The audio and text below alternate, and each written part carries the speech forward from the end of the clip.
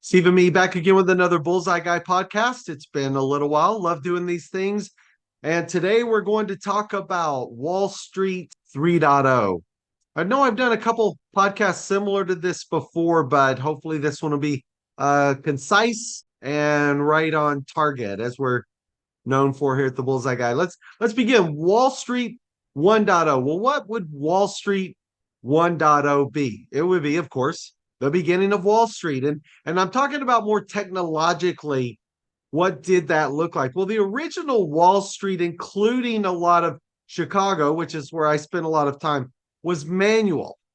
And those of you that have seen one of the great videos, trading places, the manual pits for trading. Traders are in there up and down and hand signals and paper tickers and paper orders. And Wall Street 1.0 was growing and it was functioning, but was it efficient? Well, Wall Street 2.0 came along and that became electronic trading. And I don't quite remember the time. I don't look backwards. I have a saying, there's no future in the past. So I don't have a good sense of time, but I recall in Chicago when the changes were going to the electronic trading systems. And there were some articles, the demise of Chicago and CBOT, the Chicago Board of Trade and the Chicago Mercantile Exchange and the CME, and were they going to survive? Could they survive? How would they survive with the new electronic trading? And Wall Street 2.0 has existed for a long time. Technologically, Wall Street 2.0 is still the same as it was back, not only in the 90s, but probably a little bit before. Electronic trading and online. If we look at it a little bit deeper than that, Wall Street 2.0 also exists in silos, regionally contained, limited trading hours, closed on holidays. There's some things that make Wall Street 2.0 in today's world of modern, WWW, right? What did WWW stand for? I remember when it started and people were like, it's the World Wide Web. No, it was whatever, wherever, whenever. I remember the internet. We started our first e-commerce company in 96. And one of the big things was these stores, quote stores, we were doing online e-commerce, were open 24/7, 365, 7 days a week, 24 hours a day worldwide. And that was just mind-blowing because stores were open and closed on hours. And when you think about trading hours within traditional stock exchanges, it's really quite interesting that it's still there. But even past that, there are some limitations within a traditional stock market. What is Wall Street 3.0? It's going to be digital. And I'll talk about some of the differences here in a minute. And I'm not talking crypto per se. I had a conversation on one of our podcasts actually with John Najarian. I love John. Big reach out to John. But on the podcast, I recall John asked me a question. And he said, Stephen, do you think crypto will ever be bigger than the stock market? And I thought for a second, I said, it's not a valid question. There's no such thing as crypto. It won't exist. And he took it as me thinking that, oh, crypto won't make it or crypto isn't relevant. That wasn't my point. To me, there is no such thing as cryptocurrency. All a cryptocurrency is a glorified penny stock that you buy at 10 cents to sell at $1. You're not buying a cryptocurrency to buy a cup of coffee. Now, I know there's arguments with stablecoin and Tether and things like that, but the premise of cryptocurrency, as most people understand it, is a tradable asset that goes up in value. Why is that relevant? Let's go back to Wall Street 2.0. In the US particularly, I'm going to talk about the exchanges in the US. Let's go through the levels. There's 3 primary levels of exchanges in the US. And for those of you that know it, I apologize. It's not to be pedantic, but a lot of people don't understand this. There's OTC, over the counter. These are what are qualified or quantified as, quote, penny stocks. And then there's the NASDAQ, and then there's the New York Stock Exchange. So let's get down to the penny stocks. Even on the OTC, the over-the-counter penny stock exchange, there are multiple levels of the OTC. A lot of people may not know that. They're like, oh, OTC pink sheets. Not necessarily. On the over the counter, there are gray listed companies. What's a gray listed? A gray is a company that has almost no financials, no audit, aren't sure if it's real, may or may not have a product. Like, it's risky. OTC is already risky, but grays are super, super risky. Next level up are what are called the pink sheets.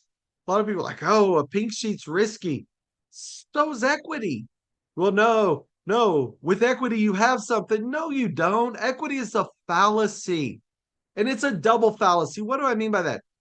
Number one, if I were an investor and I invest in equity in a private company as an angel, 94% of all startups fail. Full stop. As an angel investor, your riskiest investment as an angel is putting money in for equity, and you're at a 90% delta, you're going to lose your money. That's risky, whether you have equity or not. If you invest in a public company like a pink sheet, what makes a pink sheet company? Well, pink sheet is a company on the OTC that's listed, but it's not audited, which means it doesn't really have financials. You're not sure if it has a product. It probably isn't in revenue. It's early stage. It's super risky. Maybe some things can't be validated yet, but they at least hit some level of qualification and registration to get listed, but it's still super risky. And that risky pink sheet stock could go from 10 cents to $1, just as likely as it could go 10 cents to zero. If you have equity, does equity protect you? No. Equity is a fallacy in the early stage companies. If that company goes bankrupt, your equity is still worthless. Now, in a bigger company, when you move upstream, and we'll talk about that in New York Stock Exchange and stuff, you have some voting rights and you might have some preferred positions. But in these early stage companies, equity's risky. And if the company goes under, your equity's gone. Anyway, do I believe in equity? No, but I'm a high risk investor. So I'm usually in those early stage companies, which have a risk profile. Next level up from OTC Pink is the OTC regular, which I don't remember now. I think it's called the Q or the QX or QB. Don't quote me on it, but there's a level within the OTC where the company's audited and it can go up. Some of those prices can go up $40, $50, $80, $100, and they can go up in value. But historically, the OTC is a sub $4 or $5 stock. Why is that important? Institutions, big companies, pensions, hedge funds cannot, but will not or are not allowed by charter to invest in OTC penny stock companies. It's just beyond their risk profile. So what's next? NASDAQ. Now, NASDAQ companies are great, bigger flux valuations, bigger value, higher ability for appreciation. Still risky, but these are technology companies. But historically, a NASDAQ company will have 40, 50, $100 million in revenue. I don't remember the qualifications, but to list a NASDAQ company, any of you can look it up. It's pretty complicated and expensive. I think it's $100 million or more in revenue and shareholder value and a share price and $40 million somewhere. And it's about $2 million in listing fees and takes 6, 9, 12 months and 7% of the offering. It's complicated and expensive, but that NASDAQ listing gives you more liquidity and the institutions are more capable to come in there. Why does that matter? Let's again back up for a minute. Let's go to crypto. Most cryptocurrencies are more aligned with a penny stock, an OTC pink sheet. A lot of these projects that came out and raised money with tokens had no product. They had no audit. Now, some of them have grown through the years, but a lot of my friends in the institutional market, the big companies, the big banks, and I can name some names that many of you would recognize, are like, oh, Stephen, we don't get crypto. Crypto doesn't make sense. Crypto's a scam. It's not a scam. I would look at them and say, when's the last time you invested in an OTC pink sheet? Oh, we can't. Then that's crypto.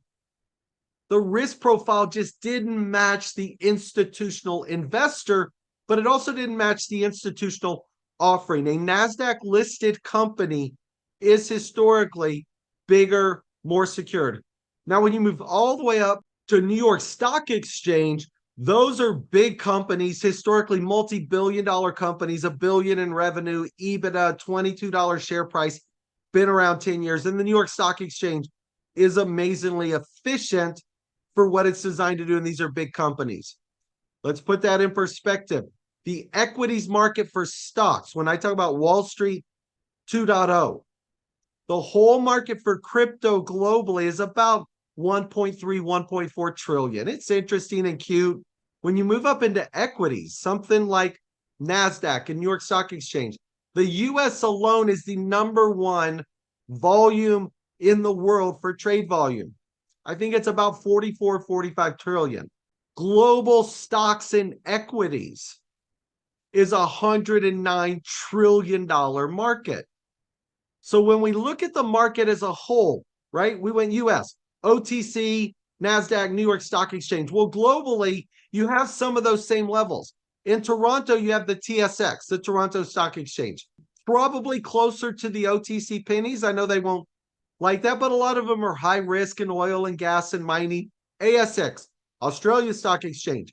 Then you can move up. You've got LSX, you've got London Stock Exchange, you've got Luxembourg, you've got Singapore. Singapore, you would probably classify up closer to New York Stock Exchange. You've got Abu Dhabi and Riyadh's trying to come online. You've got these different markets around the world with their own stock market and their own exchange and their own value and volume and liquidity and regulatory and compliance.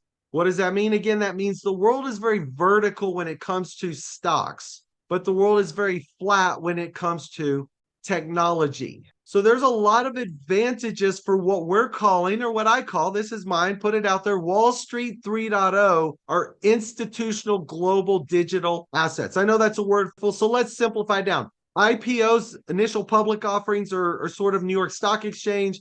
DPOs are direct public offerings where you're marketing to your own customer base, or a direct listing like a NASDAQ. An institutional asset offering is using digital technology on an international global scale. Wall Street 3.0 is not reinventing anything. It's retrospective evolution, exactly what I've always talked about. It's like, okay, let's look at what's worked in the past. What's worked within the US framework, especially with regulation and compliance and some rules and framework. But if you take that and break it into a global technology framework, the traditional stock markets just don't work for what the evolution is. The evolution are institutional asset offerings, global asset offerings on an international basis. And why is that important? Wall Street 3.0 is going to be digital. This goes back to what I was referring to with John Najarian when he said, do you think crypto will be bigger than the stock market? I said, that doesn't make any sense. Eventually, everything will be digital. I don't believe in the future there will be a cryptocurrency offering or a cryptocurrency platform.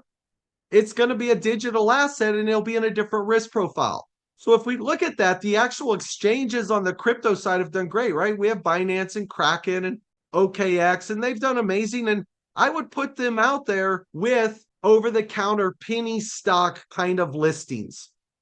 If you look at the market cap and the value and where they started, you can draw a pretty clear parallel back to an OTC over-the-counter penny stock multiple level listing. If you look at digital international asset offerings, this will be more akin to NASDAQ. Maybe not quite at New York Stock Exchange right away, it'll get there, but these are a NASDAQ type situation for an international asset offering. Well, why would they do that? What's the benefit? If we look at investments, there are basically 3 pillars to a stool. Now there's multiple, but number one, there's what's called the issuer, the company that's going to raise money or capital. And we'll look at NASDAQ. Let's say your company wants to go on NASDAQ and you want to go public on NASDAQ and raise $100 million. There are financial qualifications. You have to be a certain size. You have to have a certain amount of revenue, a certain amount of cash on hand, a certain amount to pay the fees, the 6, 9, 12 months to get through the listing process, all of the Q&A going back and forth, the fees to the underwriters, the fees to the brokers, the syndicators. And it's expensive, but you can raise $50, $100, $200, $300 million on an initial NASDAQ offering. You can do a secondary offering if you're already public. You can float an offering to raise more money. You can do a debt restructuring. You can do all sorts of things. If you're listed on NASDAQ and you want to go multiple listings, multiple jurisdictions, you want to go list on London, you want to list on Australia or Texas, which hasn't come on yet, or Toronto, then you've got double structures. You've got double expenses. You have legal in another jurisdiction, all new qualifications. But there's benefits in multiple jurisdictions because now you're picking up additional liquidity, additional traders, additional volume that may only exist on NASDAQ or London or Luxembourg. So that liquidity pool is spread out among all of these vertical jurisdictions. And that's what I mean by verticality versus flat. So if you are an issuer, you have to make a decision. Oh, do I list on NASDAQ? Do I list on London? Do I list in Toronto? If you're a US company, NASDAQ makes a lot of sense. What if you're in Indonesia? What if you're a public-private company in Indonesia doing $300 million a year and wants to raise $100 million to expand? Then what does the Indonesia company do? Say, oh, I'm going to go list in America. I'm going to go list in London. I'm going to go to India. Where does an international, if you're an African company, where does a company out of Africa that's growing tremendously go to get that liquidity? Where's their audience? Where's their customer base? Their customer base might exist in their home continent. It might exist globally, but they're forced into a regional decision for a listing. So a digital asset offering for the issuer has a multiplicity of advantages. Number one, they can list in a single jurisdiction. If there's a global exchange under a single regulatory framework that allows you to do international, listing in a digital exchange for an international offering is quicker, faster, more efficient, cheaper. It's better. You can issue your digital asset just like you might issue your traditional stock. You're just issuing in a digital framework. So for the issuer, there's an aspect of speed and cost and compliance where a digital offering could potentially and will potentially be better. What about the investor? Well, let's start with the institutional investor. An institutional investor out of a foreign country may have difficulty qualifying into another jurisdictional country. You may say, oh, what's the liquidity in NASDAQ and which investors are there and which institutions and hedge funds and pensions and family offices versus a family office or a pension or hedge fund that might exist in Indonesia or India or Dubai or Qatar or Kuwait or Afghanistan or Oman. Any of these regions exist with a different liquidity pool. As an institutional investor in an international digital offering, the amount of investors who could go into an offering increases and multiplies exponentially because the world becomes flat. Now you have a single point of liquidity for that issuance in that offering with a global audience for institutions. And what do institutions want? They want access to good deals and they want liquidity. They want buyers and sellers and trading and volume. So the more volume you can have in a consolidated, condensed area, the more potential global volume you have because it's not fragmented and segmented out in all these different regions. It also helps an investor understand compliance. If the investor says, okay, I understand the compliance and regulatory framework of what this company who is listed has gone through, that institutional investor can say, do I believe and understand and trust that framework versus having to learn all of the different frameworks in different regulatory jurisdictions. Massive efficiencies into a singular listing. Let's look at the retail investor, right? Who's a retail investor? That's the consumer. If we look at crypto to me is fascinating. I love it. I've been in and out of it for years, made money, lost money. Actually, got taken advantage of. Many of you guys know this on a really bad crypto exchange. Looked identical to an online exchange. Put some money in. The trade volumes were going up, and I got greedy and put more and more in, and actually lost a lot of money in a fake trade platform in crypto, and it hurt. I'm still recovering. I've been honest about it. Many of you guys have seen that. Some people say, "Oh, you shouldn't share it." Why? It happened. It happened to me. It happened to a lot of people. But people are like, "Oh, did that sour you on crypto?" And I said, "Well, I looked at it this way. And years ago, I was invited to a dinner, and I won't mention my friend's name. He's very popular and famous in the Bitcoin space. He was doing a lot of work with FTX and Sam Bankman-Fried, and he said, "Stephen, please help explain this to my investors. I was at a private dinner in LA. Thank you. You know who you are for inviting me." It's like, how would you explain this? And I said, "Look, comparing Sam Bankman-Fried and FTX is like comparing Bernie Madoff to the stock market."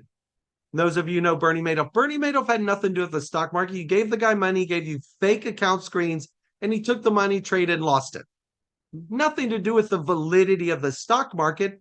He was a criminal who took money and lost it. Sam Bankman-Fried and FTX, unfortunately, took money, fake trade screens, traded it, and lost it. Does that mean crypto's bad? No. Could regulations have been better? Possibly. There's actually some things in digital and blockchain that if they had been implemented could have stopped that. But we're not going to go there on the technical side. We're going to stay in frame. Investors in the crypto world are high risk, early stage investors. The majority of investors up until recently, with the institutions coming in, have really been traders, gamblers, speculators. They're buying something at 10 cents, hoping it goes to $1. Actually, they're buying some of the cryptos at sub penny, sub 0.01. And I talk about that for a minute because that's what I missed in the early days of Bitcoin. I missed the concept of fractionalization.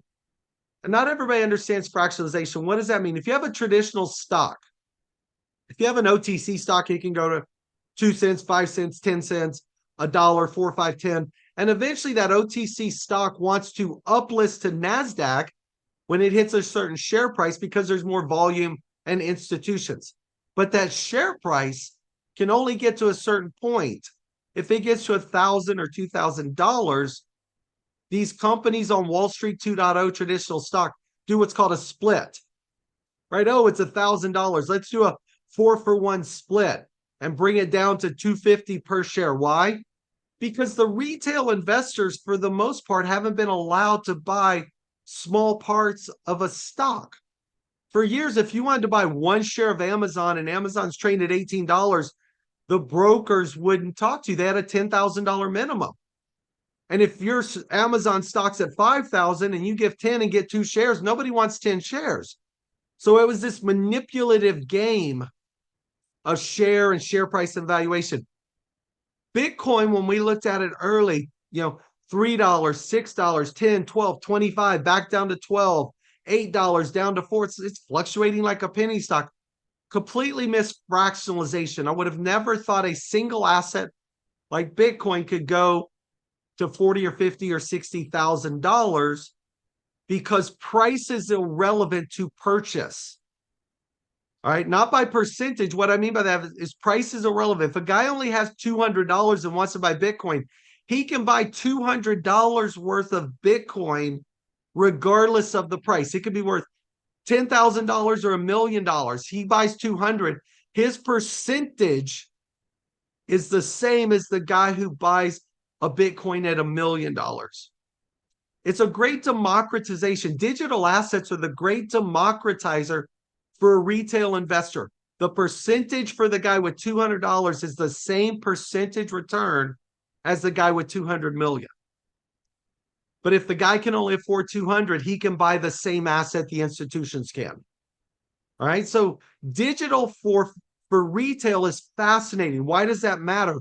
When you look at an institutional offering, an IPO, most retail investors don't get access to the early IPOs. I was offered a lot of them, and the minimum buy-in was $250,000 minimum ticket size. That's the word in the institutional world. What's your ticket size? My ticket size minimum, 250,000. Hey, buddy, a lot of people's minimum ticket size might be 250 cents. They might be willing to put $2.50 or $5 or $200. Digital assets allow you to do that. Institutional, traditional Wall Street 2.0, they really didn't want those people in those investments. But when you look on a global basis, it's fascinating. So the crypto world has exploded because institutional small ticket investors could come in and get appreciation. Where does that impact what we're calling Wall Street 3.0? Well, now if you're a company, let's say you're a company in Indonesia doing a couple $100 million a year, doing solar or silica or nickel or some cool mineral that can help sustainability, and you need to raise 300 million to build another plant. This is traditional finance. How would you do that? Well, you could do a traditional stock listing. In an international asset offering. Those companies in a foreign country will be able to list their company on a singular digital exchange, create a digital asset, price it, and market it globally to institutional and individual investors, and allow all parties at all ticket and all sizes to come in. If you're a company that's got a global audience, this is a game changer. The world is flat. Technology has flattened out communication. We have internet, we have cell phones, we have WeChat, we have Telegram, and I love Telegram. Let's hope, that gets straightened out, these communication tools. The ability for somebody to buy an asset globally has never existed. I'm going to leave you with this. This was the early days of the ICO. A lot of our friends in the industry had created the first ICO, Mastercoin, and Dominic through Brock and the team that did that was cool and fascinating. I think they misnamed it in retrospect. Initial coin offering was meant to be kind of like an initial public offering. They have nothing in common. An ICO is like a pink sheet penny stock. An IPO is a big company. So they weren't the same. But when you look at what happened with that offering, you were able to create an offering and sell directly to your audience. And some of these early ICOs would have a pre-sale and a private sale and all these fun little things, and it would go live and it would sell out. They would raise 30, 40, $50 million in 15 minutes, 20 minutes, 30 minutes. And I would deal with the institutional investors. My traditional New York guys are, that's impossible. That doesn't work. It's a scam. I'd say, wait a minute. Before the internet, there was no internet. And they'd laugh. I'd say, no, before the internet, there wasn't email. There wasn't video. There wasn't Zoom. There wasn't chat. There wasn't Telegram. Telegram's a brilliant platform to allow an audience to all get together and get excited about something. And this is how I would get the investors to understand. I said, how many of you have ever been to a Rolling Stone concert? They'd raise their hand. I said, okay, here's what I know. Or Grateful Dead, let's pick. Pink Floyd. Whenever Ticketmaster would say, hey, Pink Floyd's coming to Soldier Field in Chicago, they'd have all this hype. It's all coming. It's coming. It's going to be here. The tickets go on sale Monday at 9 a.m. And 9 a.m. Monday, that system would open and Ticketmaster would sell out 85,000 seats in Soldier Field in 15 minutes. Is that a scam? No. Is it impossible? No. There's a platform, Ticketmaster. There's a built-in audience and demand. There was pent-up energy and hype, and people bought the product. That's how these ICOs did these global offerings. They had 30, 40, 50,000 people in a Telegram channel waiting to buy something they were excited about. They were getting access to. They were getting early entry. They were getting opportunity that institutions normally got, but had been brought down to the great democratization of a digital asset. And when that thing opened up, it sold out. That's what's going to be Wall Street 3.0. It's not going to be 20 or 30 million dollars on startups. It's going to be 200 or 300 million dollars on existing companies with an existing product and revenue and a team and an execution path that opens up an institutional asset offering for an international market and uses new technology to do things you can't do on traditional. Wall Street 3.0 is coming. We actually are part of that. Part of the reason I'm doing this podcast, if you can't guess, we have some exciting things coming out. So hopefully they'll come out soon. We'll be able to make some big announcements. But thank you for tuning in. Stephen Meade, the BullsEye guy. Talk to you soon.